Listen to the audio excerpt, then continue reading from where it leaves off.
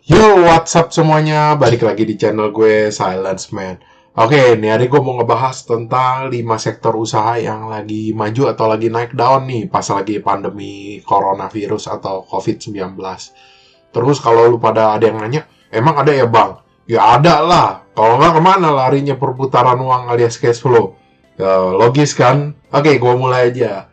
Yang ke satu, supermarket sama retail sembako. Kalau supermarket sama retail sembako lu kan bisa lihat sendiri ya. Kalau kemarin ini kita lagi panik buying alias belanja-belanja buat kebutuhan di rumah, jadi nggak kemana-mana, nggak keluar-keluar. Jadi supermarket tuh pada diborong atau sama retail-retail sembako tuh buat jadi nggak keluar-keluar di rumah, diisolasi persediaan. Dan gue perhitungkan itu kemungkinan kenaikannya sampai sekitar 100% bahkan lebih, gue bilang. Ya karena emang selalu itu kebutuhan itu ya wajib pas lagi emang isolasi diri. Jadi mereka pasti akan terus naik. Terus yang kedua, gue mau masuk itu VCS. Kalau lu udah tahu artinya VCS itu pasti lu ngerti maksudnya gue. VCS yang gue maksud Open VCS di Twitter. Nah, kok bang lu bisa kesimpulin kayak gitu sih bang? Ya bisa dong, gue udah nanya sama 3 orang. 3 orang itu yang benar-benar istilahnya apa yang ngetop di Twitter, yang 500.000 follower lebih. RS, VK, sama SS. Lu coba tebak aja deh sendiri tuh. Ya ada satu sih yang gue nanya tuh gratis. Sisanya gue mesti bayar gue nanya-nanya kayak begini doang. Dan mereka ngakuin ini maksudnya mereka mengalami peningkatan yang emang gila katanya. Jadi orang-orang pada nganggur di rumah nggak tahu ngapain.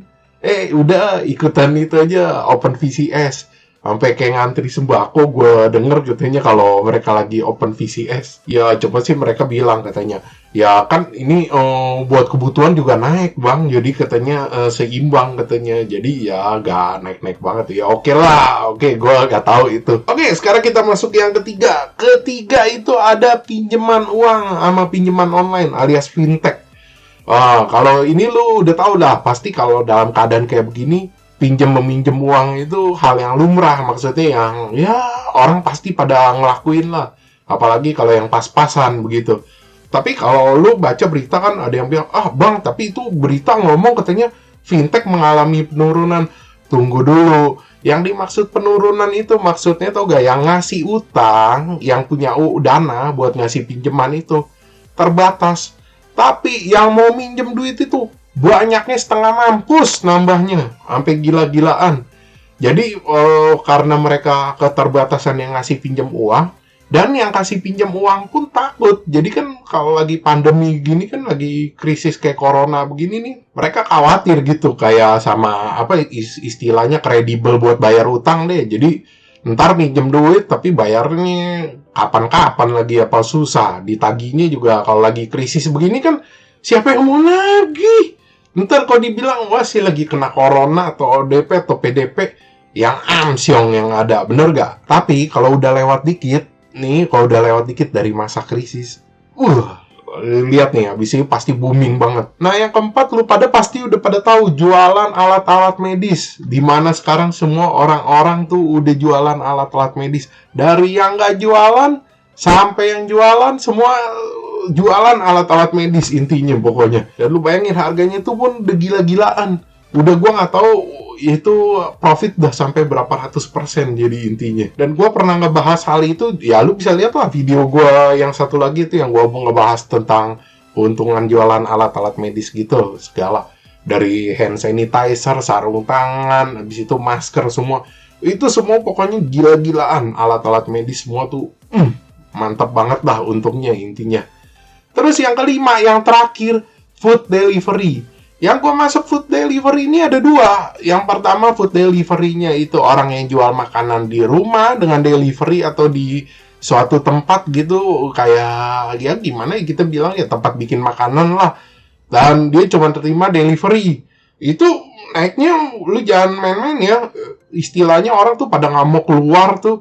Sampai semua sekarang fast food berlaku ini itu food delivery. Jadi itu semua benar-benar gila banget intinya. Dan satu lagi yang gue masuk dari food delivery adalah company yang gimana ya kita bilang ya, Ya mereka yang bikin gitu sesuatu food delivery ya. Misalnya gue ambil contoh ya, GoFood atau GrabFood. Tapi gue dalam tanda kutip company lu ya, bukan orang yang ngirimnya, company-nya. Itu, wah itu gila banget deh. Kalau lu mau tahu. Bahkan sampai sekarang ada perusahaan-perusahaan yang baru mau bikin nih apps gitu. Jadi dia mau kayak yang di China begitu. Jadi ngirim makanan tapi, wah pemberlakuannya kompleks banget. Lu dimasukin ke dalam styrofoam, habis itu lu pas sebelum dikirim disemprot alkohol, begitu lu sampai, terus orang yang mau terimanya dikasih sarung tangan sama semprot alkohol juga. Ya itu gua denger sih mau berlakuin, ada yang mau bikin kayak begitu, cuman gua nggak tahu akhirnya jadi apa enggak. Tapi yang pasti food delivery ini bakal gila-gilaan banget.